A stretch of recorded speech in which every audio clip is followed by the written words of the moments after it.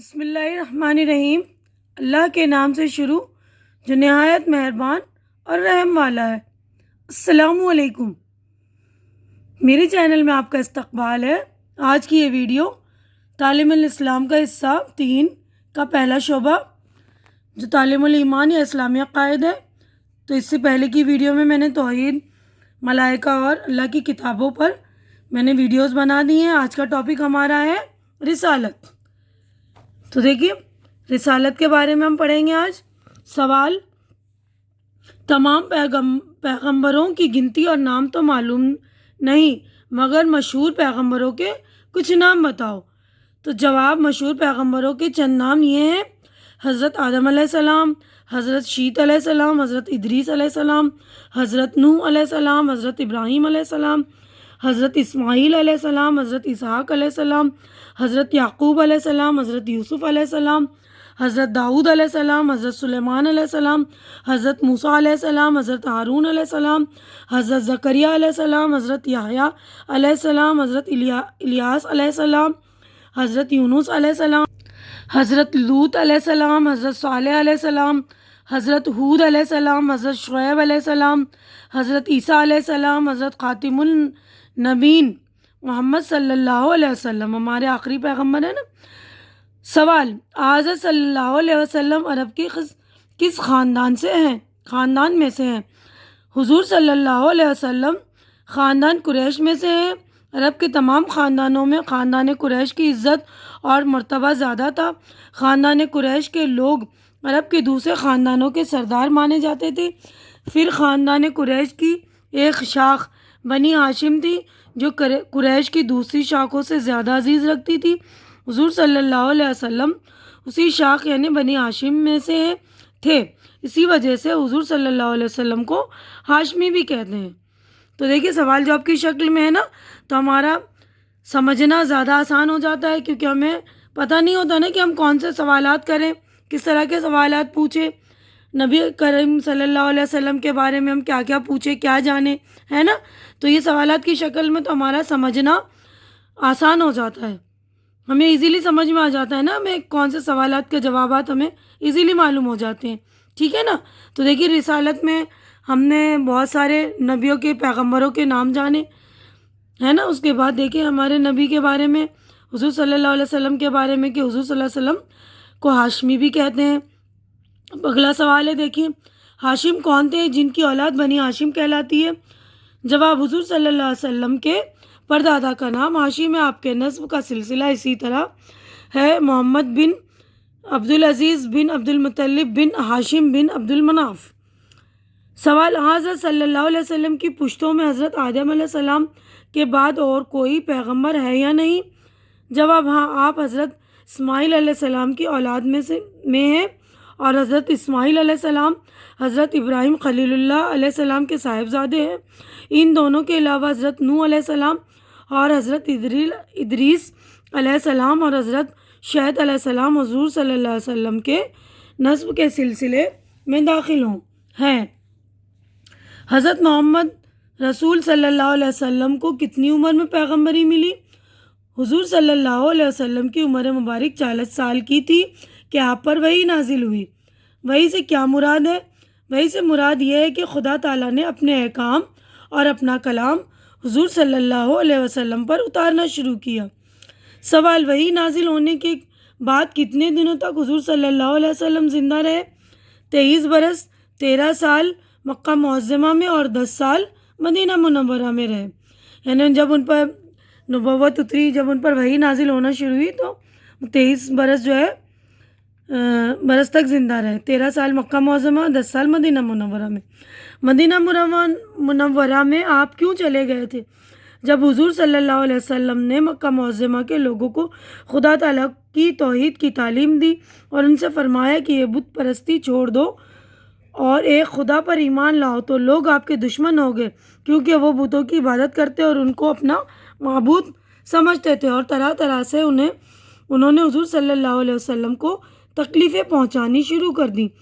حضور انور صلی اللہ علیہ وسلم ان کی عداوت اور دشمنی کی سختیاں اور تکلیفیں برداشت کرتے رہے اور توحید کی تعلیم دیتے رہے اور خدا تعالیٰ کے احکام پہنچاتے رہے، مگر جب ان کی دشمنی کی کوئی حد باقی نہ رہی اور سب نے مل کر حضور صلی اللہ علیہ وسلم کو قتل کر دینے کا ارادہ کر لیا تو حضور انور صلی اللہ علیہ وسلم خدا تعالیٰ کے حکم سے اپنے پیارے وطن مکہ معظمہ کو چھوڑ کر مدینہ منورہ میں تشریف لے گئے۔ مدینہ منورہ کے لوگ پہلے مسلمان ہو چکے تھے اور وہ حضور صلی اللہ علیہ وسلم کے مدینہ میں تشریف لانے کے نہایت مشتاق تھے۔ جب حضور انور صلی اللہ علیہ وسلم مدینہ منورہ میں پہنچے تو ان مسلمانوں نے حضور صلی اللہ علیہ وسلم کی اور حضور صلی اللہ علیہ وسلم کے ساتھیوں کی اپنے جان اور مال سے مدد اور اعانت کی۔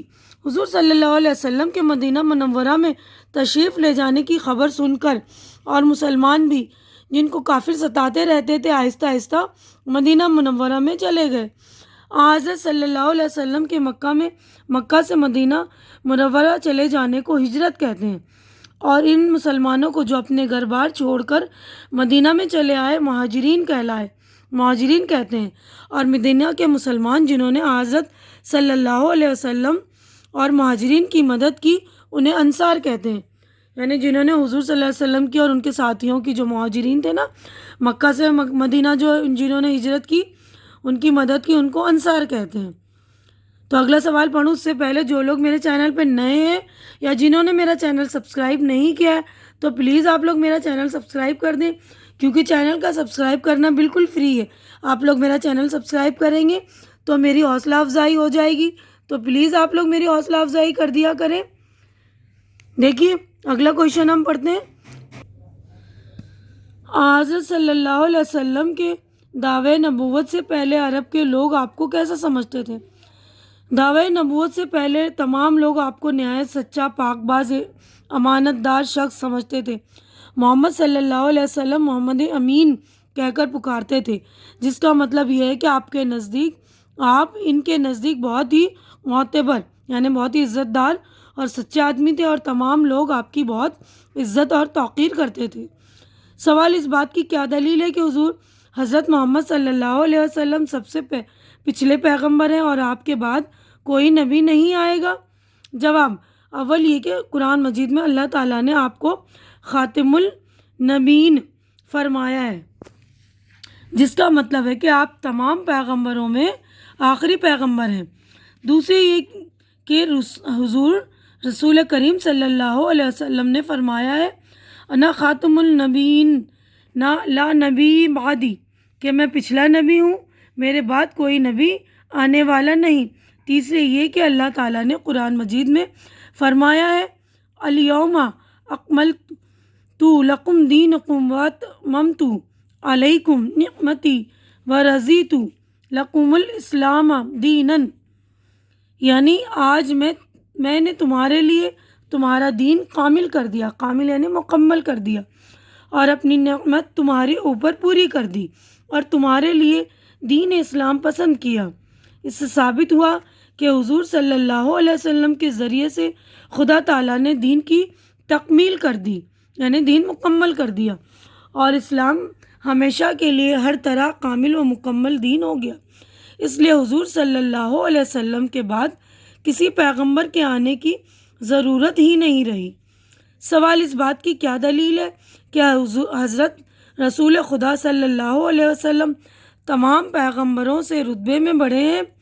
جواب، حضور صلی اللہ علیہ وسلم کا تمام پیغمبروں سے افضل ہونا قرآن مجید کی کئی آیتوں سے ثابت ہوتا ہے، اور خود حضور صلی اللہ علیہ وسلم نے بھی فرمایا ہے انا سید ولدی آدم یوم القیامتی، کہ میں قیامت کے دن تمام اولاد آدم کا سردار ہوں گا، اور ظاہر ہے کہ اولاد آدم میں تمام پیغمبر علیہ السلام بھی داخل ہیں، تو حضرت صلی اللہ علیہ وسلم تمام پیغمبروں سے افضل اور ان کے سردار ہوئے۔